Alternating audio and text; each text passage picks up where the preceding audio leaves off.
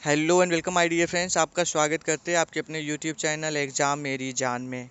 दोस्तों, इस वीडियो में आप लोगों से बात करेंगे Uttar Pradesh GNM ANM training admission session 2023 and 24 के लिए।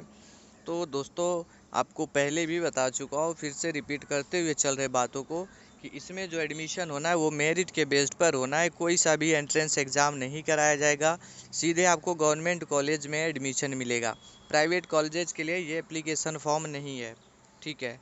और आपका जीएनएम के लिए 453 पोस्ट पर एप्लीकेशन फॉर्म फिलअप होंगे। वही एएनएम के लिए फीमेल कैंडिडेट के लिए 1800 पोस्ट पर एप्लीकेशन फॉर्म रिलीज हुए हैं। फॉर्म फिलअप होने भी स्टार्ट हो चुके हैं। 1 जुलाई से आपका एप्लीकेशन फॉर्म फिलअप हो रहा है और 31 जुलाई तक चलने वाला है। तो ये छोटी छोटी इन्फॉर्मेशन हुई जो आपको जानना चाहिए, अगर पहली बार चैनल पे विजिट किए हो तो नहीं पता होगा शायद आपको। ठीक है, अभी आपका क्वेश्चन आ रहा था क्योंकि मैं अपने प्रीवियस वीडियोज़ को देख रहा था, वहाँ पर ढेर सारे स्टूडेंट्स कमेंट कर रहे थे कि सर मेरा 67 हाई स्कूल में है, 68 या कुछ भी मान लो रैंडम सा, ऐसे अपने परसेंटेज मेंशन कर रहे थे और जानना चाहते हैं कि क्या उनका नाम मेरिट लिस्ट में आएगा भी या नहीं आएगा। ठीक है, तो इसी टॉपिक पे बात करूंगा। सभी कैटेगरीज के लिए बात करूंगा, चाहे आप जनरल में आते हो, ओबीसी में आते हो, एससी एसटी या फिर ईडब्ल्यूएस, किसी में भी आते हो, सबके लिए बात करूंगा। वीडियो इंपॉर्टेंट होने वाली, लाइक करते हुए चैनल सब्सक्राइब कर ले, क्योंकि दोस्तों हर एक इन्फॉर्मेशन आप तक ज़रूर से पहुंचाएंगे। और टेलीग्राम तो हर हाल में ज्वाइन कर ले, क्योंकि जो स्टूडेंट्स टेलीग्राम पे होंगे, 6.2 के सब्सक्राइबर है दोस्तों टेलीग्राम पे, अपने आप में बड़ी बात है। तो वहाँ पर सभी लोग ट्रस्ट करते हैं, आप भी ज्वाइन कर सकते हो, क्योंकि इन्फॉर्मेशन सबसे पहले टेलीग्राम पे देता हूँ। चलिए फ्रेंड्स, वीडियो को हम स्टार्ट कर लेते हैं। तो देखिए दोस्तों, अगर आपको एप्लीकेशन फॉर्म फिलअप करना है तो उसकी जो ऑफिशियल साइट है वो ये रही, dgmhup.gov.in। ठीक है, फीस 200 रुपये, 100 रुपये। जीएनएम के लिए भी वही है, एएनएम के लिए भी वही है। और प्रॉपर वीडियो पड़ी हुई है कैसे एप्लीकेशन को फॉर्म फिलअप करना है और कौन कर पाएगा कौन नहीं कर पाएगा। एक प्लेलिस्ट का नाम आपको बता देता हूँ, मिल जाएगा डिस्क्रिप्शन बॉक्स में ही। UP GNM ANM training 2023 and 24 के नाम से क्रिएट है।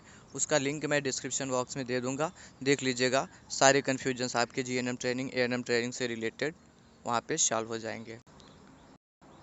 तो देखिए, सबसे पहले बात कर लेता हूँ जीएनएम के लिए। जीएनएम में मेल कैंडिडेट भी अप्लाई कर रहे, फीमेल कैंडिडेट भी करेंगे। और एएनएम के लिए सिर्फ और सिर्फ फीमेल कैंडिडेट अप्लाई कर पाती है, ये आप सभी को मालूम ही होगा। तो मेरिट लिस्ट में देखिए देखिए दोस्तों, आपको सीट अलॉट हो और मेरिट लिस्ट में नाम हो, दो डिफरेंट चीज़ें हैं। समझ रहे आप लोग? सीट अलॉट हो और मेरिट लिस्ट में नाम हो, दो डिफरेंट चीज़ें हैं। आपका 453 पोस्ट पर फॉर्म फिलअप होना है जीएनएम के लिए। और जो मेरिट लिस्ट आएगी दोस्तों, पहली मेरिट लिस्ट, यहाँ मैं कह रहा हूँ पहली मेरिट लिस्ट, ठीक है। पहली मेरिट लिस्ट जो आती है दोस्तों, उसमें 1700 से 1800 लोगों का नाम होता है, 1700-1800 स्टूडेंट्स का नाम होता है फर्स्ट मेरिट लिस्ट में। अभी आप सोच रहे होंगे फिर आखिर में एडमिशन कौन लेगा, इतने लोगों का नाम आ जाएगा मेरिट लिस्ट में तो एडमिशन कौन ले पाएगा। तो उसमें से भी जिस जो मतलब टॉप रैंकर्स होंगे, या तो उनका कैटेगरी के अकॉर्डिंग उसमें सिलेक्शन हो रहा हो, ठीक है। जैसे कि आपको पता होगा रिजर्वेशन पॉलिसी, तो रिजर्वेशन के थ्रू उनको एडमिशन मिल सकता है। या फिर अगर आप जनरल कैटेगरी में हैं तो स्वाभाविक सी बात है, जनरल कैटेगरी हो, ओ बी सॉरी ईडब्ल्यूएस नहीं है, तो 453 पोस्ट है तो आपको 400 के अंदर आना ही आना है। ठीक है, 350, 300 इतने पे रहोगे तभी आपको मिलेगा, अदरवाइज नहीं मिलेगा।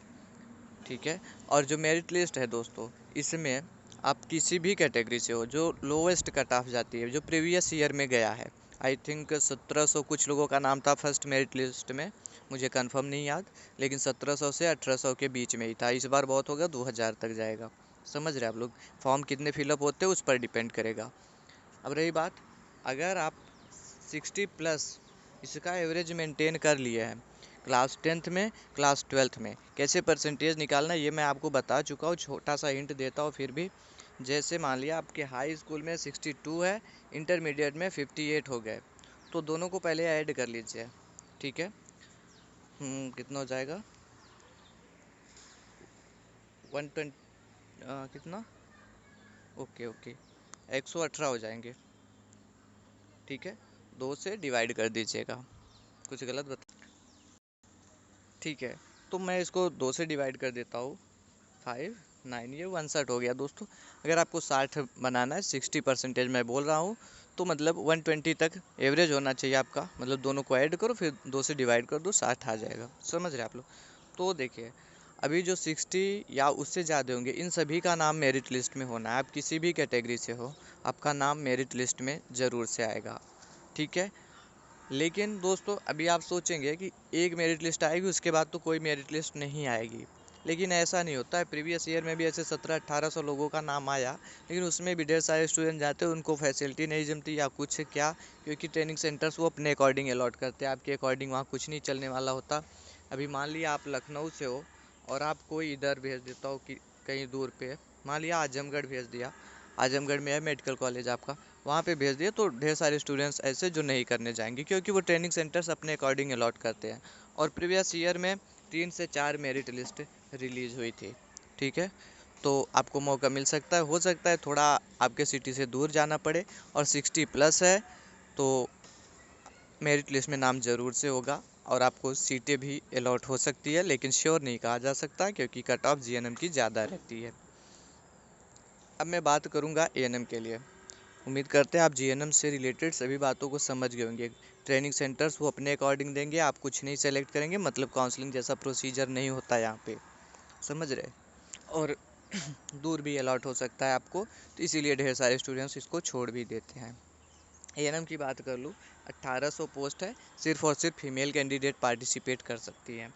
अब यहाँ पर जो पहली मेरिट लिस्ट रिलीज होती है, उसमें 3500 से 4000 लोगों का नाम होता है फर्स्ट राउंड काउंसलिंग के, सॉरी फर्स्ट मेरिट लिस्ट में।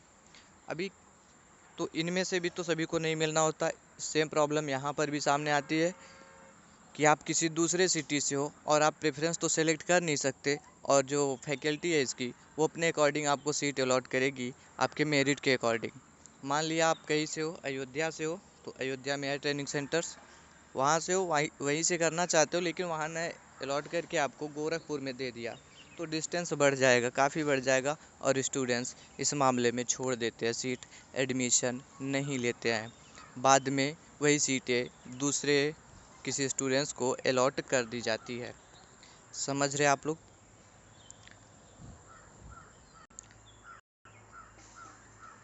और जीएनएम के तरीके ही इसमें भी 3 से 4 मेरिट लिस्ट जारी की जाती है, तब जा कर के सीट भरती है। अगर आप सोचते हो कि 453 सीट बहुत ज़्यादा नहीं होती, तुरंत से सीट भर जाएगी, तो ऐसा नहीं होता। 3 से 4 मेरिट लिस्ट आएगी, उसके बाद ही सीटें भरती है। और ऐसे में हो क्या जाता है, कभी कभी लोअर कैटेगरी में जिनका एवरेज लगभग 65 का भी बन रहा होता है, उनको भी ट्रेनिंग सेंटर्स अलॉट कर दिए जाते हैं।